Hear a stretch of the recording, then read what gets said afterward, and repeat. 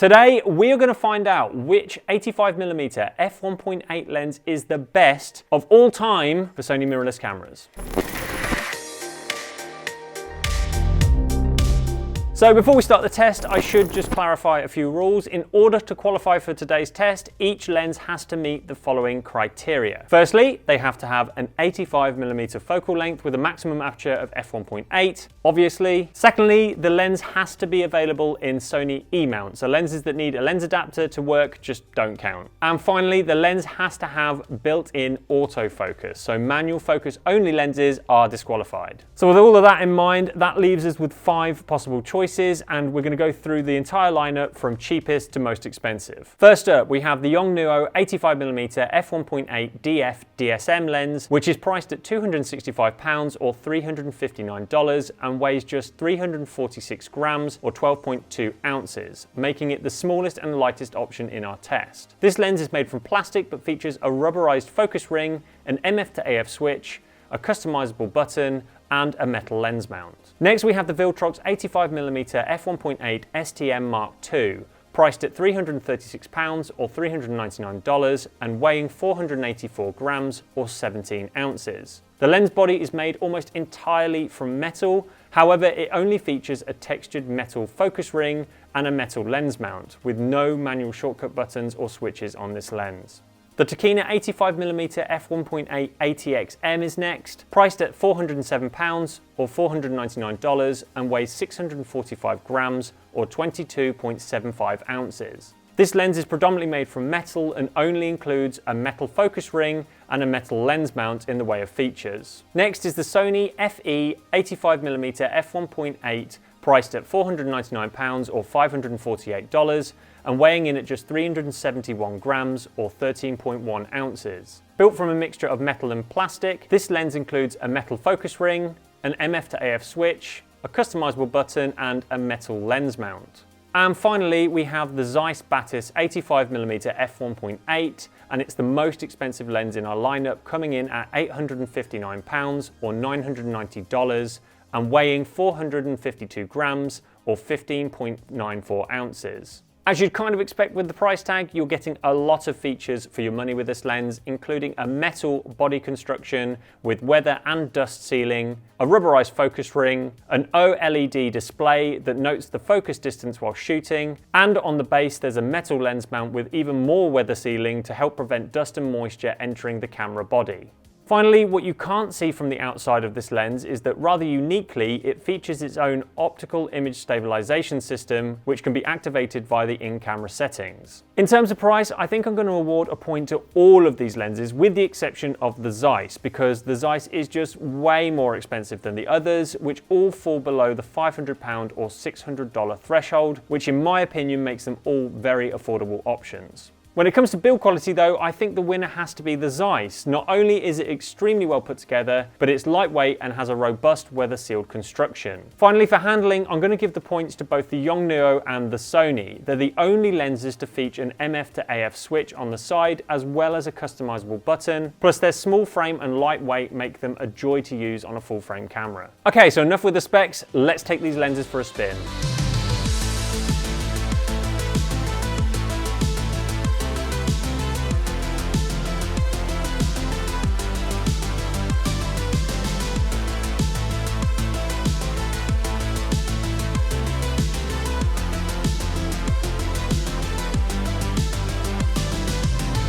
During testing, all of these lenses worked flawlessly with my Sony a7 Mark III's face detection and IAF.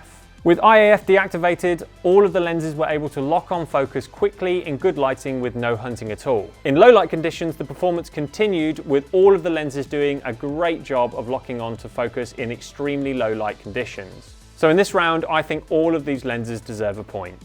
In video mode, shooting wide open at f1.8, all of the lenses were able to keep locked onto Amber's face as she walked towards the camera. When we repeated the test at a faster pace, they all continued to work flawlessly. As for AF noise, the Sony and the Zeiss didn't make a single peep.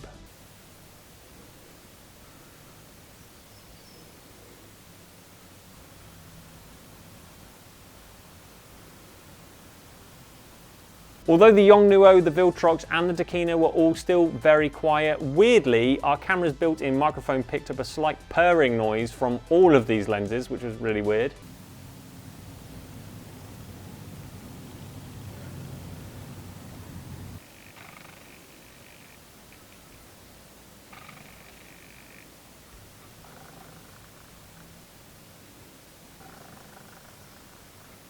But at the end of this test, I think all lenses did so well that they all deserve a point. Let's talk about bokeh now, and obviously with a super wide aperture of f1.8 at a focal length of 85mm, you're going to achieve a very nice thick blur in the background of your portraits. I always think that bokeh is a very personal taste, but for me, I think the Yongnuo, the Tokina and the Viltrox produced the smoothest defocused areas, with the Zeiss and the Sony results looking slightly more textured and less pleasing to look at. But obviously, if you disagree, feel free to absolutely flame me in the comments below, tell me how wrong I am.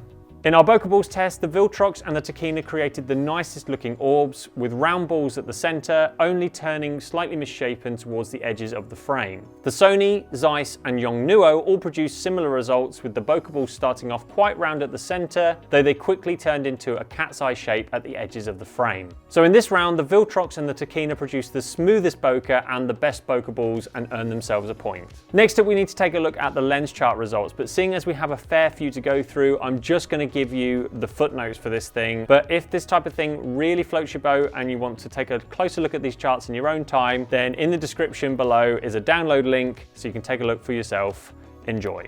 So immediately we can see that all of the lenses have pincushion distortion and dark corners when shooting wide open at f1.8, though it's worth noting that the Sony has less distortion when compared to the others directly. At the centre, the results are a bit of a mixed bag. In order of sharpness, the Tokina, Sony and Zeiss are arguably the sharpest lenses. However, the Sony also has a significant amount of blue fringing, which isn't great. The Viltrox and the Yongnuo are slightly softer than the other lenses and also have less contrast, with the blacks looking more washed out, but still not a terrible result. At the corners, all of the lenses get a little bit softer. The Zeiss is the clear winner though, offering the best sharpness with not a scrap of fringing to be seen. The Tokina is a very close second place, with just a small touch of fringing starting to appear. The Viltrox and the Sony are tied for third place, with the Yongnuo in last place offering a very soft and colourful result. Shooting at the lens's minimum focusing distances, the Tokina offers the sharpest results with the best contrast, despite a very small amount of chromatic aberration around the edges of the circles. The Sony and the Zeiss are next sharpest, though blue fringing is still a big problem with the Sony glass. The Viltrox is just a fraction softer than the Sony and the Zeiss, and the Yongnuo is clearly in last place here with a pretty soft result.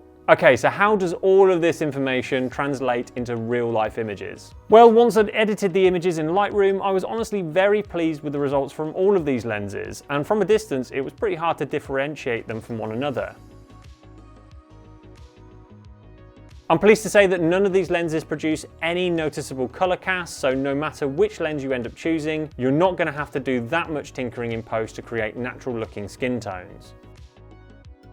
When you start to pixel peep, there really isn't that much difference between these lenses in terms of sharpness. If I was having to be super picky, I would have to say that the Sony, the Zeiss and the Tokina are very marginally sharper.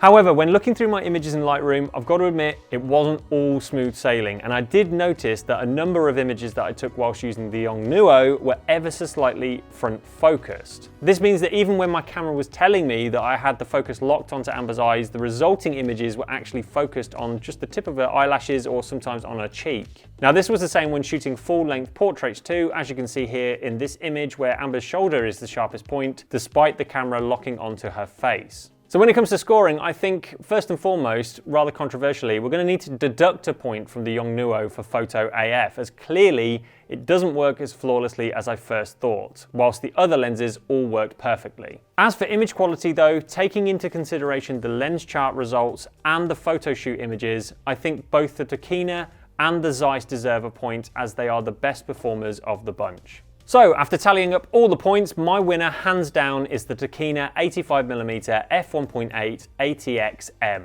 This is a very sharp lens that's rapid and accurate to focus and has a rugged all-metal build, and is also very well priced and comes in £100 cheaper than the very popular Sony FE 85mm f1.8.